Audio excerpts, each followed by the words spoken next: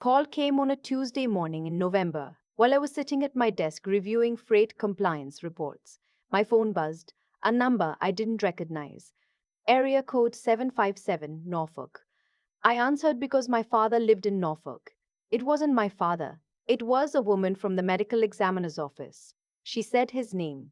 She said the words, cardiac event, and found unresponsive. And I kept staring at the spreadsheet on my screen like if I didn't look away from it, the numbers would stay in place and the rest of the world would too. He was 64. He drank his coffee black, never past 7 in the morning. He mowed his own lawn. He told me 2 weeks earlier that he needed to reseal the driveway before winter. He didn't reseal the driveway. My father was a retired army ranger. He'd done 2 tours in the Gulf and one in Afghanistan. He never told me specifics. Not deployments, not unit designations, not names of the men he'd served with. What I knew about his service, I mostly pieced together from paperwork. A discharge certificate framed in the hallway, a shadow box his buddy had made him that he kept in the closet instead of on the wall. He didn't like it on the wall. He said it made it look like he was proud of things that were just his job. He lived in the same house he'd bought after he retired from the army, 3 bedrooms, one of which stayed empty. He drove a 2011 F-150 with a cracked side mirror he kept meaning to fix. After the Rangers, he worked logistics for a Port Authority contractor. Nothing glamorous, nothing loud. He liked structure. He liked routine. He liked that no one at his job knew what he'd done before. My brother Kevin called before I'd even finished making arrangements. He lived in Charlotte, worked in commercial real estate, was always between deals or between relationships or between whatever the current version of his life required. We'd grown up, close and grown apart slowly, the way siblings sometimes do when they want different things. He said, I figured he didn't leave much. It wasn't cruel. It was just Kevin accounting for things before he even asked how I was. I said I didn't know yet. I said I was still figuring out the arrangements. He said, let me know what you need. What he meant was, let me know what there is. My father was buried at Arlington on a gray Thursday in late November. The trees had already gone bare. There were a handful of people, 2 men I didn't know, both older, both standing with the particular stillness of people who have been to too many of these to show it on their faces. A chaplain, a detail, a flag, the rifle volley echoed off nothing. There was no crowd to absorb it. When it was over, I stood at the grave longer than I needed to. I wasn't ready to go back to the parking lot and make calls and figure out what came next. The 2 men I didn't recognize had already walked away.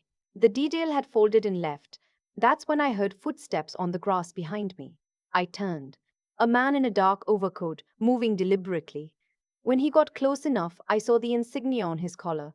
2 stars, a major general. He looked to be in his early 70s, silver-haired, eyes that didn't hurry. He stopped beside me. Your father was one of the finest men I served with, he said. I want you to know that. I thanked him. I said I hadn't known he was coming. He said he wouldn't have missed it. Then he said, there's a financial institution in Zurich. Private. You need to contact them. Use your father's name and your own. They'll know who you are. He reached into his breast pocket and held out a card. Plain white, no logo.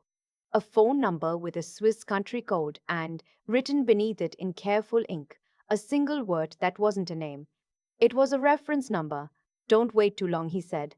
These things are time sensitive. I started to ask a question. I don't even remember which one. But he shook my hand once and turned and walked back the way he'd come. Measured steps. No hurry.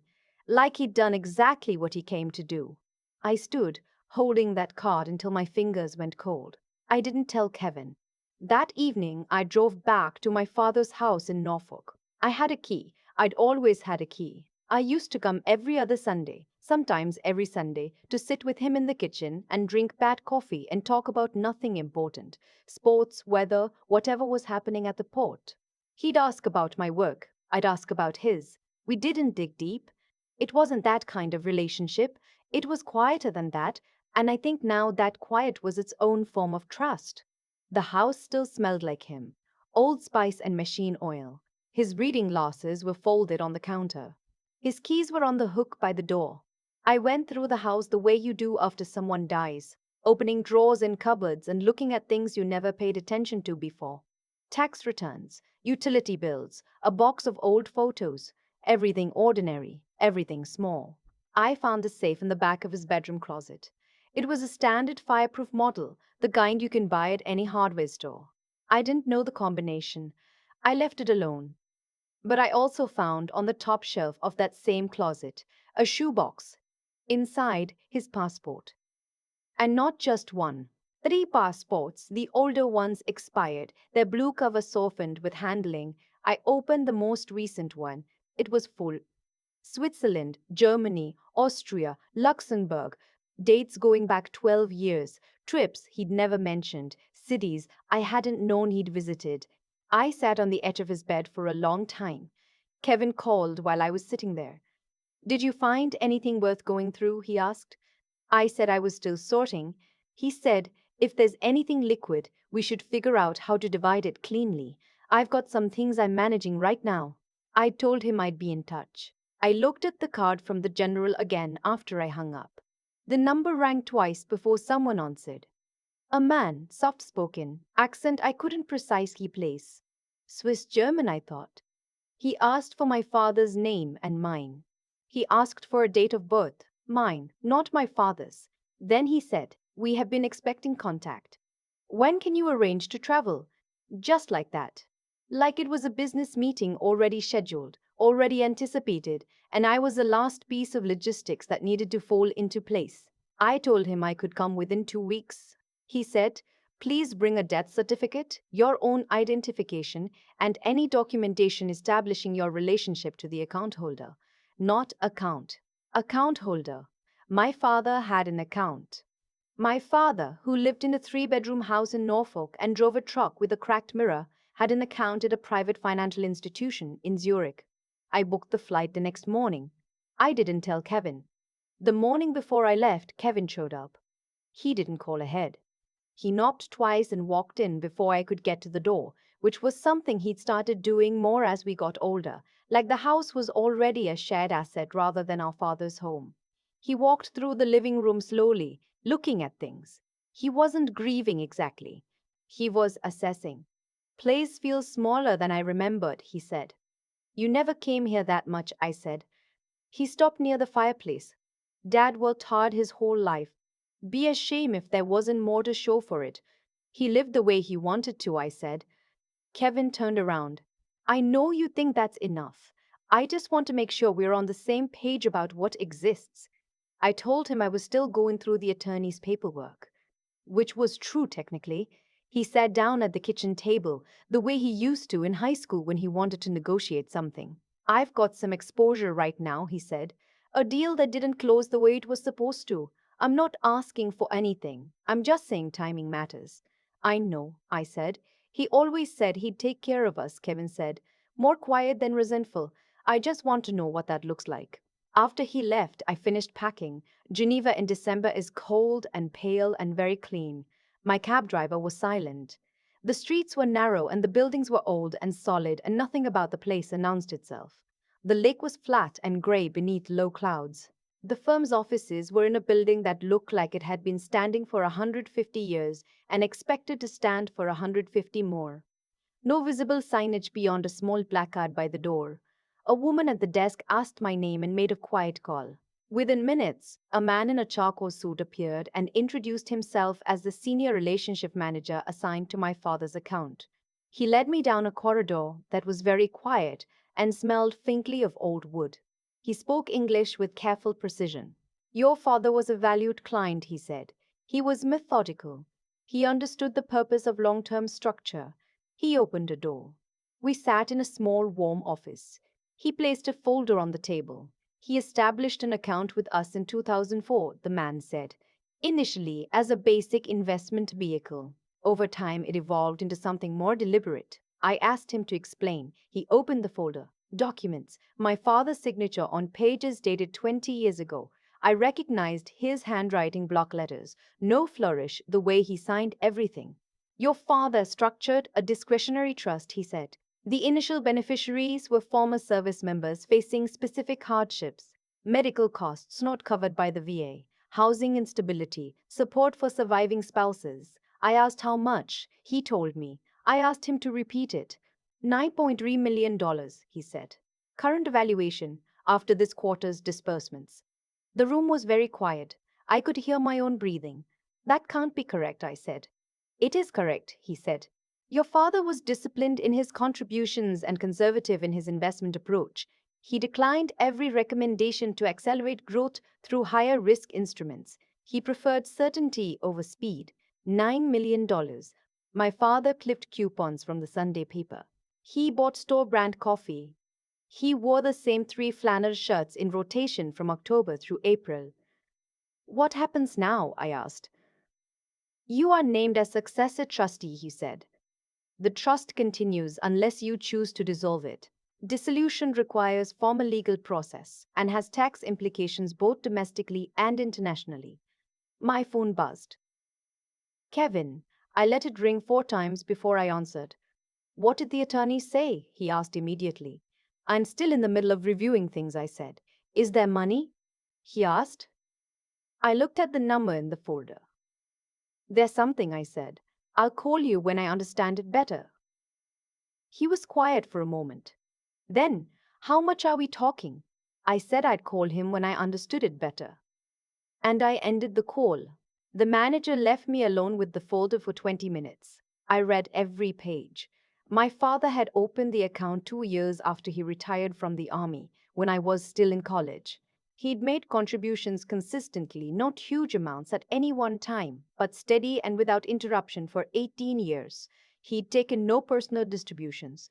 The investment strategy was almost aggressively boring: broad index funds, treasury bonds, a modest allocation to international equities. Nothing clever, nothing that required attention, just steady compounding over 2 decades. The trust's disbursements were documented in careful detail. A sergeant from his second deployment who needed a kidney procedure not covered by insurance. A warrant officer's widow in Kentucky who was about to lose her home. Tuition for 2 children of a man who'd served alongside my father in Afghanistan and died from a service-connected illness at 47. My father had never mentioned any of these people to me. He'd never once suggested he was in contact with anyone from his service years. When the manager returned, he brought an envelope. He asked that this be given to you personally. After his passing, he said. The envelope was sealed with tape, not wax, practical, like everything about him. Inside was a single sheet of paper in his handwriting. If you're reading this, I ran out of time to tell you myself. I'm sorry for that. I didn't hide this from you to be secretive. I kept it separate because money changes the way people hear things, and I needed you to know me before you knew this. I think you do. These men and their families gave the same things I gave. Some gave more. The government does what it can, and it's not enough. So I did what I could. That's not heroism. That's just accounting. The trust is yours to manage now. You don't have to continue it, but I think you will. Be careful with Kevin. He's not a bad man. He just never learned to be patient. Love, Dad. I read it 3 times before I put it back in the envelope. Kevin was waiting at the house when I landed back in Norfolk. His car was in the driveway. He was sitting at the kitchen table with a yellow legal pad in front of him. How was the flight? He asked. Long, I said. What did you find? I set my bag down. I sat across from him. I didn't hand him the folder. I walked him through it the way the manager had walked me through it. Dad created a trust, I said, in Switzerland, in 2004. Kevin's expression changed. For what? Veterans, their families, medical costs, housing support, long-term financial assistance. He was quiet for a moment. And what do we get? That's not how it's structured. His jaw tightened. How is it structured? I am the successor trustee. The trust continues. The beneficiaries continue receiving support. How much is in it? I told him. He leaned back. He exhaled once. Then he said he had $9 million and he lent me money at Christmas. He helped you because he loved you, I said. The trust is different. It's different because he chose to give strangers $9 million instead of his own family. They're not strangers, I said. They're people he served with, people who needed help, and I didn't. That one landed differently. Kevin had needed help, real help, more than once. My father had given it, quietly, without conditions. A business loan that went sideways. A down payment when Kevin's first marriage fell apart. A few thousand in cash once, no paperwork, no questions. My father never brought any of it up. He gave you what he could, I said. Directly, this is different. Kevin stood up. He picked up the legal pad. I talked to a probate attorney in Charlotte. He says international trust can be challenged if domestic assets were improperly disclosed. The will references the trust, I said. The existence is documented. The amount wasn't listed. That's standard practice for a discretionary trust. He looked at me. You sound like you've already prepared for this. I prepared for responsibility, I said. He left the legal pad on the table when he went. I think he meant it as a threat, and I think he knew it didn't land. Kevin fired within a month.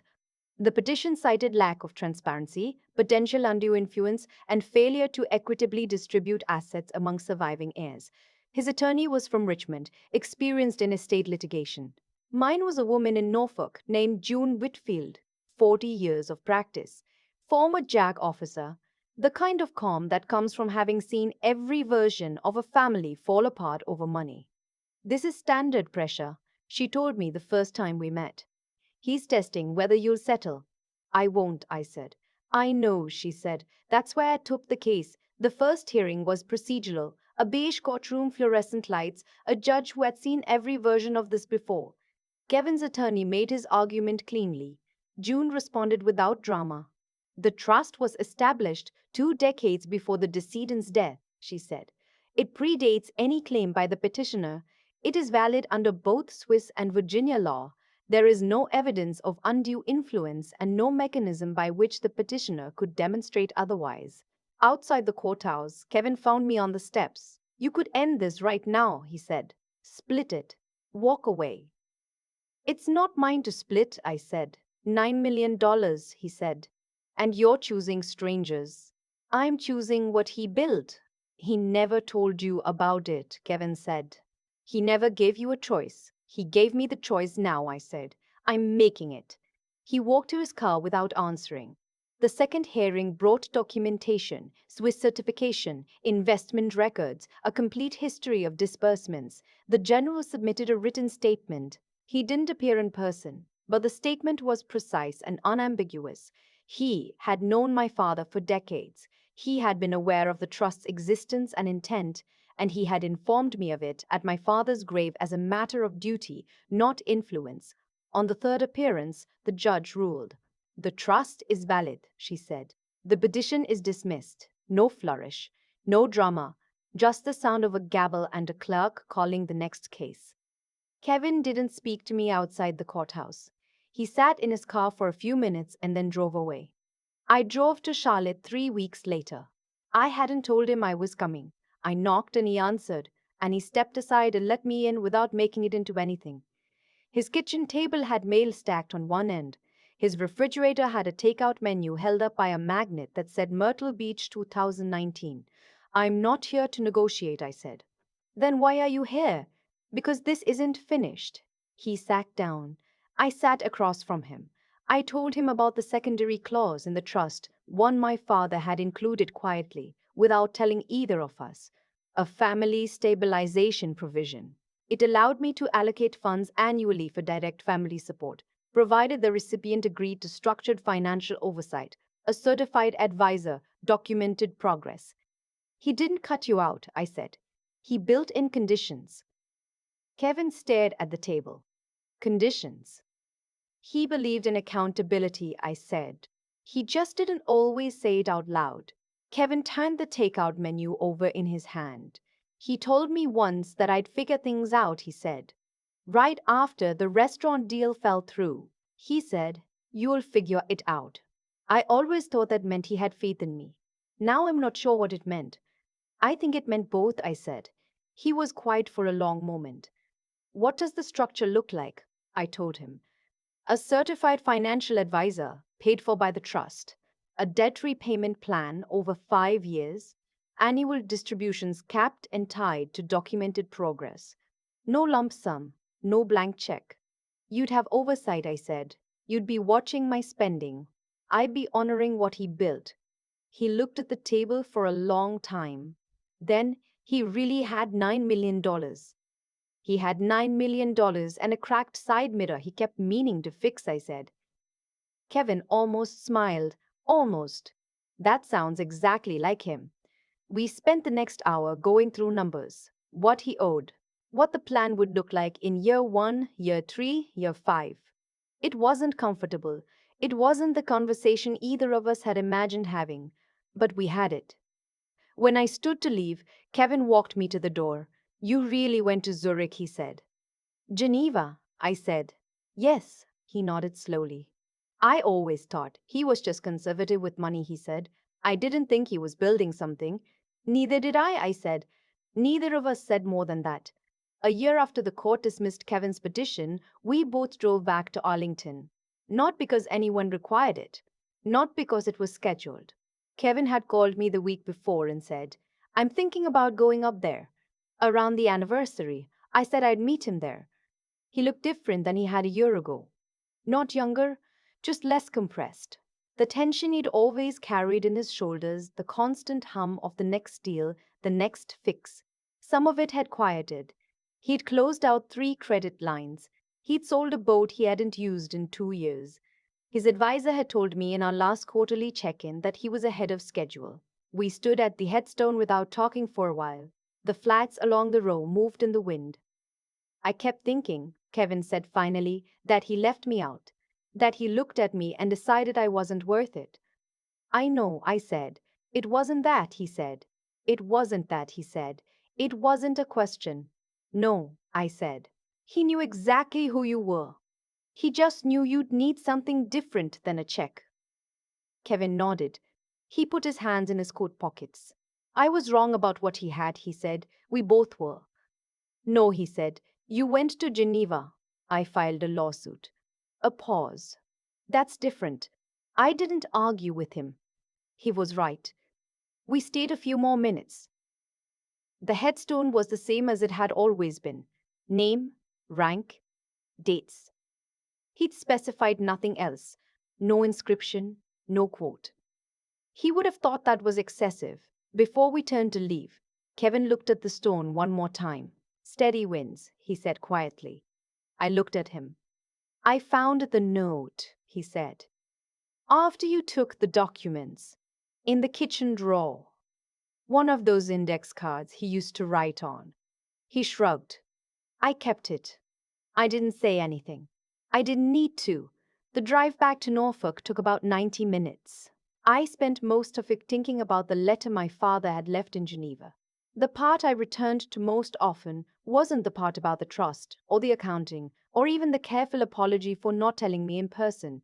It was the line near the end, I think you will. He hadn't been certain. He'd said, I think. He'd left me the choice and trusted me to make it, and that was the most honest thing he could have offered. The trust disbursed quarterly. The beneficiaries didn't know my name, and I didn't know theirs. The Swiss firm handled the administrative work. I reviewed the summaries and signed off on distributions and answered questions when they came. Twice a year, I had a call with the relationship manager.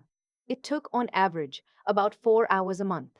My father had done this for 18 years without telling anyone, without recognition, without making it into anything more than what it was, a responsibility he'd taken on and intended to maintain. I understood now why he kept it quiet. The moment you talk about generosity, it starts becoming about you. Kevin sent me a message on a Tuesday in February. Not about money, not about the trust, not about anything practical. He'd found an old photograph. The two of us with our father at a beach somewhere.